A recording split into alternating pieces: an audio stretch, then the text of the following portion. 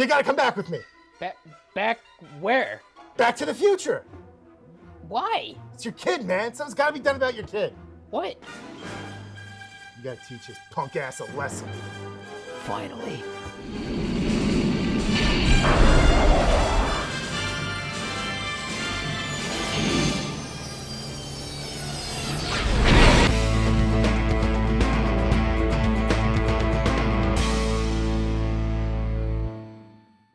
Welcome back to the Out of Touch podcast. I'm Chris, that's Bill, and today we are watching Back to the Future because it is 40 years old now. Yep, 40 years old. So, Bill, what did you think of Back to the Future? Think of it. I can't even think of a time where I didn't know this movie. It's such an iconic movie, inspiration for countless Family Guy jokes and just Family Guy blatantly just doing scenes from Back to the Future, the inspiration to Rick and Morty, and many other things, I guess. The only reason anyone knows what a DeLorean is. Yes, the DeLorean. I guess, sort of smart idea, but also, like, why? It was a failed car. Oh, yeah. It was a failure. Like the Cybertruck, I guess. I think you could argue the Cybertruck is probably more successful. Yeah, you know what? The You're DeLorean right. is a notorious clunker, man. I mean, it's true. I mean, the DeLorean is like... Its inclusion in this movie is technically a joke. Are you telling me that you built a time machine out of a DeLorean? It was kind of a dumb idea with like, oh, it can only go up to 88 miles per hour because that's the fastest you'll ever be allowed to go on a highway. But yeah, I mean, design-wise, it's the most 80s car that ever 80s, I guess, just because of this movie. I don't know. Where do you begin with such an iconic movie like Back to the Future? Well, I grew up with this movie and its sequels. It's one of my all-time favorites. It's in the top 10 for me. Always has been, always will be. Irreplaceable. It's something me and my brothers watched constantly growing up. I like I said, I cannot remember a time where I didn't have this movie. And it's one of those movies that sort of, it's here. It's in my head. Huh. I sit there and I know every moment of this movie at this point in my life. I watched it so much growing up, and I haven't watched it in quite a while, actually. It's been a few years since I watched it in its entirety. But I sit there and I remember everything. I remember the music and it's just there. It's part of me. Yeah. It's in my DNA. Yeah, I mean, it's a movie, I've seen probably like a bunch, not as much as you, because like I didn't own it, but like I remember it being on TV quite a bit and Oh yeah, it was always watching on, too. it like, sporadically and like parts and stuff. But like, yeah, it's so iconic. It's got like, iconic music. It's Michael J. Fox. It's Christopher Lloyd. Like all the things like about the movie, even things that like you forget are in the movie and then like are like, oh yeah, that's from Back to the Future. Like I always see that scene with like the dad laughing at the TV and I'm like, what movie is that from? And I'm like, oh yeah, it's Back to the Future. But yeah, it's so iconic. It's an interesting movie. It's like a kid that knows a mad scientist For some reason. yeah, for some reason, and that's like pretty much like it. And there's no reason to explain the plot. Everybody knows Back to the Future. Do you know the story of like how this movie got made at all? Not really. So from what I understand, the idea originated from, I think it was the writer Bob Gale, was visiting his parents' house and he found his dad's high school yearbook and he was flipping through it and he saw that his dad was class president. And he was thinking about his class president. He was like, oh, geez, I wasn't friends with that guy. That guy sucked. And like, would I have been friends with my dad in high school? And like that sort of like, well, shit, what if someone went back in time and met their parents when they were the same age, like a teenager in high school with their own parents? And that was sort of the genesis of it. And, it evolves from there. That at one point, the time machine was like a fridge. Okay. Like the big finale was going to be set in like the desert with like a nuclear explosion. It was like, oh, that's expensive. Let's not do that. Yeah. Yeah. It's so funny because like, this movie, I guess, spawned like imitators, and I guess like the well-known imitators like Bill and Ted's Excellent Adventure. Excellent!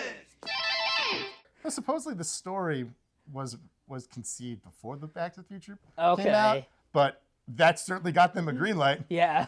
Wacky time travel comedies are in. What do you got? Yeah, because it's funny because like it's like there's like Back to the Future and Bill and Ted's Excellent Adventure, and as a child I always watched Bill and Ted's Excellent Adventure more than Back to the Future.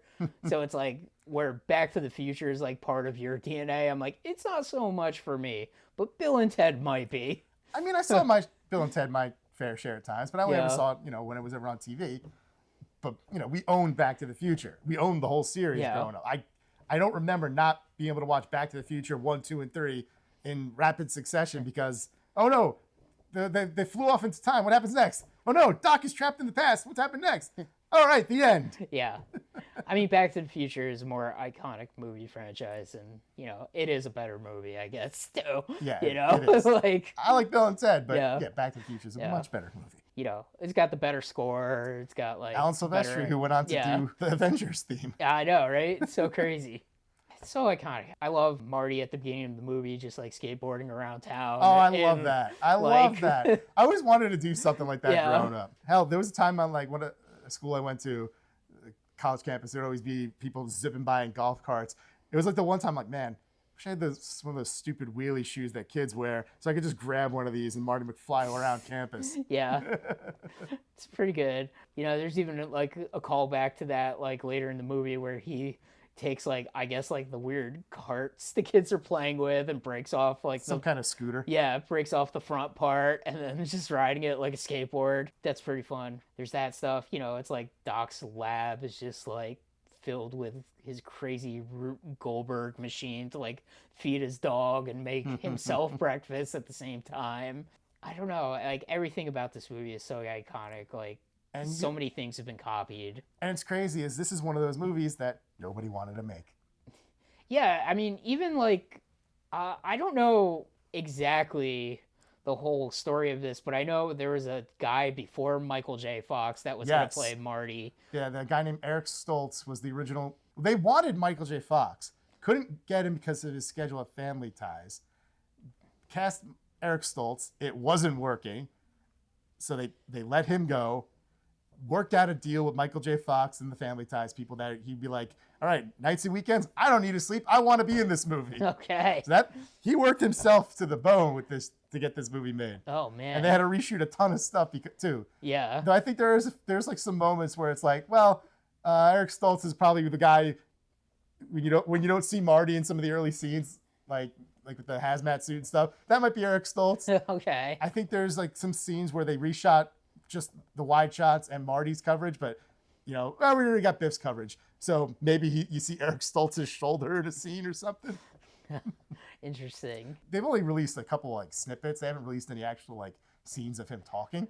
Yeah. So we don't know what his performance would have been like to compare.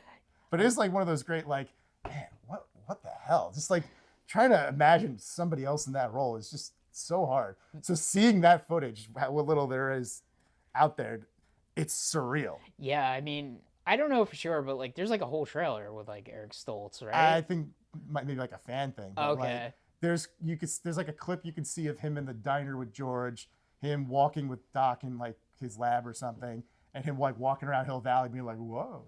Yeah, okay. And like that, there's like a few photos of him like with Lorraine and him in the mall parking lot with Doc. Interesting. Yeah, I'm not very familiar with Eric Stoltz at all. I so only know of him as the guy that didn't get to play Marty McFly. yeah, so I'm just like, huh, interesting. But I know that one aspect of this movie. Yeah, and another thing with one of the first people that they showed it to was Steven Spielberg, and he was like, "This is great, I want to make it." But apparently Zemeckis and Bob Gale or whatever, they made a couple movies with Spielberg already, and like, these movies didn't work. We don't want to be known as the guys who only get to make movies that just because they're friends with Steven Spielberg, even though their movies all fail. So they shopped it around. Nobody wanted to do it because it was either not raunchy enough, or in the case of Disney, ew, gross, incest, burn it with fire. Oh man. But then they brought it back to Spielberg. He's like, I got you back. We're taking it to Universal. Yeah, I was gonna say, because like the movie does like begin with the Steven Spielberg presents Back to the Future. It was, just like Gremlins. Yeah. Steven Spielberg presents. I mean, hey, got his name on the movie. Like, Hell, man, he protected this movie. yeah, There was the some crazy producer who apparently made a few good suggestions, but was hell bent on this movie should be renamed The Spaceman from Pluto. What? Why? I don't know. He thought the name Back to the Future was dumb and decided, oh, that scene where Marty pretends to be an alien for 5 seconds, that should be like the premise of the movie. We add a few more lines here and there, call the movie Spaceman from Pluto. So Steven Spielberg, being a genius, responded with a letter that said, oh man, that was a hilarious joke you just sent us. We're all laughing our asses off at this joke memo. That was so freaking funny, dude. Oh my God, that's great. Thanks for the laugh, pal. Man.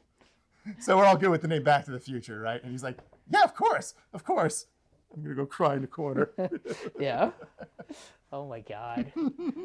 Back to the Future is such a great title. I mean, hindsight. Yeah. We know because it's memorable. Yeah. Everybody hears the phrase Back to the Future and they think this movie. They think the DeLorean, they think 88 miles per hour, 1.21 gigawatts and all that shit. Yeah. All the iconic lines, And incorrect pronunciations, I guess. Yes. You're a man of science. Does that bother you? Not so much. pretty sure a gigawatt is not a thing, but Well, I think it's supposed to be pronounced gigawatt. oh, gigawatt, of course. Well, that's more of a thing then. That's why I asked if it bothered you. No. Because Doc Brown mispronounces it. 1.21 gigawatts! What the hell is a gigawatt? It's fine. I mean, Doc Brown is an eccentric weirdo who I guess is like is he a rich kid? It's taken me almost 30 years of my entire family fortune to realize the vision of that day. He was. Yeah. We see through like newspaper clippings and a few lines of dialogue, the Brown family was a rich family. And we see the mansion in the past, in the 50s. And he hit his head, got the vision of the flux capacitor. It's spent 30 years squandering money. We see a headline at the very beginning that the Brown mansion was destroyed, presumably, I think, in a fire, and then he sold the land to developers. And I'm like, did Doc start that fire himself? It feels like something that probably happened. Or maybe it just happened by accident. That's also possible. Yeah. Either one of those things makes sense. Just like something like shot out from his lab onto the house. He's just like, oh, great Scott. Yeah, I mean, either one works because either Yeah. one makes sense because, I mean, Doc did swindle plutonium from terrorists. Yeah. So I'm like, yeah, would he be above an insurance scheme? Nah. It is kind of funny that, like, it's just like, I got plutonium from the Libyans. And it's like, It's such a weird aspect. yeah, And I guess they die at the end. I guess so, yeah. So crazy.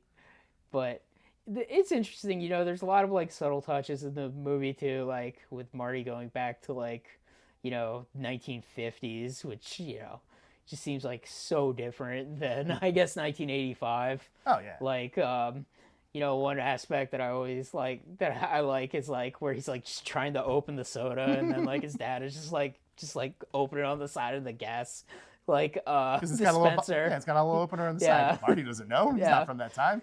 But I just think it's funny where it's just like twisting it. He's in the diner. He's trying to order a drink, and he's like, a Pepsi free. It's like, you got to pay for it. Yeah.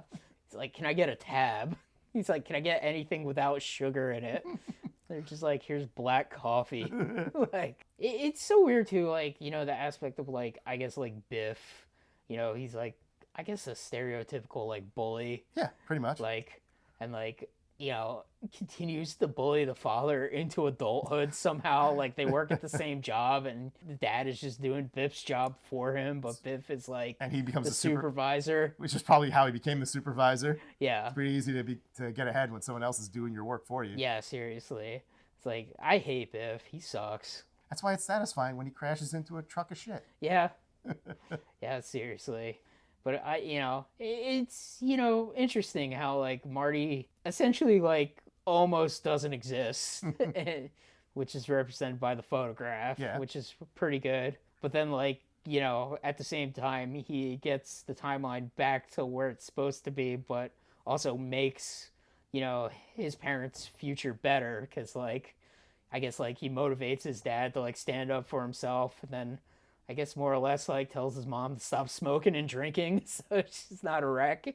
And when he goes back to 1985. Well, she's also not miserable. Yeah. I mean, part of the reason why she's drinking is she's not exactly in the happiest of marriages. Yeah, that's true. It's like you watch that beginning, she's like drunk and she's clearly depressed. Yeah. Like George is just not even paying attention to her. Yeah. She's miserable. The only thing she seems to care about are her kids. Yeah. Yeah. Like, you know, and I guess like the neighborhood they live in too kind of like seems a little like dingy too, which, you know, I guess in the movie it's never really implied if like that neighborhood is the same neighbor. I guess it would have to be the same neighborhood that he goes back to when at the end of the movie, but like it's like nicer now because of what he changed. I don't know. You know, he's got his cool truck Yeah. and everything. His dad's an author now. Yeah. It's also like interesting with like the plutonium. It's like a one shot, like one time use, and the only way they can generate enough like power is through like a bolt of lightning. But luckily, you know, there's the bolt of lightning that hit the clock. And he's got the flyer that Yeah. Jennifer wrote a number down and he kept it in his pocket. It's all just well done, well thought out. Yeah. Every piece makes sense. It all works together. Yeah. So, you know, so good. Like, such a great movie. One of the best aspects of all three of these movies, honestly, is that Hill Valley is as much of a character as like Marty and Doc and Biff and whatnot, because we see it's like evolve through like time and stuff. We see like the differences in the 50s and the 80s and beyond that. Yeah. And it's just kind of interesting, like the little things that change. And like, I think part of the idea that they were kind of going with is like, well, what happens to your hometown over the years? And they just kind of like thought about that, and then they just kind of applied it to the movie. Like, I can just think about the hometown I grew up in. It's like, well, look how different it was when I was a kid. Now look all the stuff that's there now. There used to be trees here. Now there's an abandoned movie theater. Yeah. Like, what? So many things. It's like there used to be woods everywhere. Now it's just like Target And parking lots. Yeah. Whereas in Hill Valley, it's like this used to be just like the ritzy area where the Brown family mansion was, and it was all just trees and grass. And now there's a freaking Burger King, and Doc's garage is all that's left, and it's like in the parking lot next to the Burger King. It's funny. Yeah. I guess he lives in the garage. And the diner is now an aerobics studio and things like that. Yeah. It's a cool concept, you know, traveling through time. You know, it's interesting, you know. It wasn't like parallel dimensions or anything. It was just it's like you go back in time and then change something, and then you go into like back to where you came from. Things are different because of the butterfly effect. Yeah, they have their simple rules, and they abide to them. Yeah. Like, you create an alternate timeline, you could create we could undo that, and so on and so forth. Yeah. I guess if Marty went back, because he went back to a certain point, I don't know, maybe if he traveled back in time in the 50s, maybe he could tackle himself before he tackled his own dad. Be like, you stupid idiot, no! And other Marty be like, what? Yeah. And then, I don't know, one of them disappears, I guess. I guess so. Paradox clone just gets murdered. But just like roving gangs of gorillas. But yeah, time travel sometimes can be like extremely messy in movies, but this works pretty well. Because they keep it fairly straightforward. Yeah, you know, it's interesting too because like you know most of the Doc Brown stuff technically is Doc Brown from the past. Yeah. You know, Yeah. in this movie. We spend So- most of the movie with 1955 Doc Brown. Yeah, which you know, I guess in some ways too, it's like that kind of the whole incident influenced Doc to make the time machine, knowing that it would work someday, and then I guess also like waiting for like Marty to be born to be like, oh, he's gonna be my lab assistant someday. Damn, where is that kid? Or something, you know. I have to imagine in the altered timeline, there'd be days where Doc just kind of going about town doing his shopping. We just see like 13-year-old Marty be like, oh shit, it's him. Well, Yeah. shit. I wonder what we'll meet soon, I guess. Yeah. And then meets him. It's like, oh man, oh Marty, this kid's great. Still can't talk to him about the time travel stuff though. Yeah. But when the time comes, oh man, maybe I should read that letter. It is interesting too that like Doc is very much like I don't need to know anything about my future yet. Like he's watching the video camera, like when he gets like shot at the beginning of the movie. And then, I like that it's just like he mulled over it for 30 years and was eventually like, fuck it. yeah. He gives him the letter, rips up the letter, but then he taped it back together. Like, So he couldn't bring himself to destroy it. Yeah. He left that temptation for however long he did. I was like, oh shit! Yeah. I gotta get a bulletproof vest. Seriously. It is so like a crazy aspect of the movie where it's just like the mentor character is killed by terrorists, I guess. Or Yeah, it really Yeah. is. I don't know what else to say about Back to the Future. It's 4 years old. It's an iconic movie. It's untainted because Bob Gale and Robert Zemeckis are like, no more. It's like, can we remake it? No.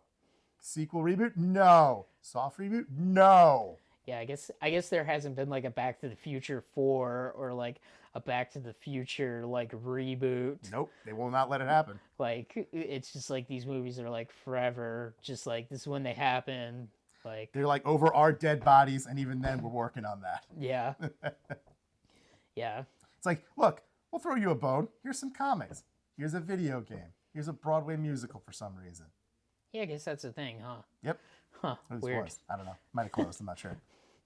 But Too many DeLorean explosions during the performances. It's like, man, I thought Spider-Man Turn Off the Dark was dangerous. well, they went back in time and they crashed into Spider-Man: Turn Off the Dark. There's a lot of pyrotechnics in that Back to the Future musical, or at least at the beginning and end. I think they would just do flashing lights if they were smart. They had a real bolt of lightning strike the stage. Oh no! It was incredible. And then their Biff actor went overboard and started bullying the audience. Yeah. It's incredible. The lightning looks so real. The third degree burns felt so real. It is kind of nice that this is like the one thing that some shitty hired gun or overhyped hack can't get their mitts on and fuck up. Yeah. Because I mean, look at everything else. Yeah. Everything else has been fucked up and fucked with. Yeah, I mean, it's rare for like well, I won't want to say it's too rare because there are remakes of like old movies that have turned out like really good from like the original. But the thing is, like, usually like the original wasn't, you know, as like a critically acclaimed movie like Back to the Future, you know. A beloved all-time classic. Yeah, like usually those remakes that work out are like something that like too many people didn't have like a frame of reference to, like, you know, The Thing. I know that's like a famous remake of a movie. And Scarface. Yeah. And it's just like, does anybody watch like the original Scarface? And I think there's even like 2 remakes of Scarface technically. I don't know about that, but they've been I trying. thought there was like a silent movie version, and then there was like a regular I Scarface. don't know about. I don't think Yeah. there's a silent movie. Okay. version. I'm not aware of that. Maybe anyway. I'm thinking of something else then. Possibly. I don't Yeah. know, but yeah, I mean, they've been trying to redo Scarface for decades. Which is like why it's just like, listen, they got it the second time. You don't need to do it again. It's a name. People know the name. Yeah. You know how many angry executives there have probably been at Universal Studios over the years that are pissed that they can't exploit Back to the Future more Yeah. because they just can't. There's not a damn thing they could do about it. It's like, come on, you guys get the ride. Had you the know? ride. Oh yeah, that's right. It's a Simpsons ride now. Well, Yeah. for now. Should bring it back for the 40th anniversary. I would love for them to bring it back or make some kind of new Back to the Future ride. Right now, all they got is like an escape room. No. Okay. Yeah. That's weird. But Yeah. I don't know anything about it though. well, Back to the Future is cool and it will be protected. Absolutely. I love that car. This movie is the only reason why if I ever got a lot of money, I would buy that car or at least a DeLorean. I would try to get my hands on one. Buy it, take it for a spin, immediately craps out on you and just like, what a piece of junk. Yeah, that's something that I kind of learned like later on that I think that was literally just a joke at the fact that the DeLorean sucked. Yeah. It probably was incredibly over-designed. Like, I don't know. I mean, any kind of door that opens up like that way in such a way, it's like it's not a good idea. you can't park that anywhere. Yeah, yeah. Like, that's a good point. It's like, yeah, if somebody parks on both sides of you, it's just like, oh. All right, Captain Rush, out of the car. Anyway, Yeah. Also, Doc had so much junk in there. It's like, how do you see behind you? don't. You don't back up. Never You- stop Marty. You only go forward. 88 miles per hour forward. Yeah. But I guess that's the Out of Touch podcast for this week. Go watch Back to the Future. Damn.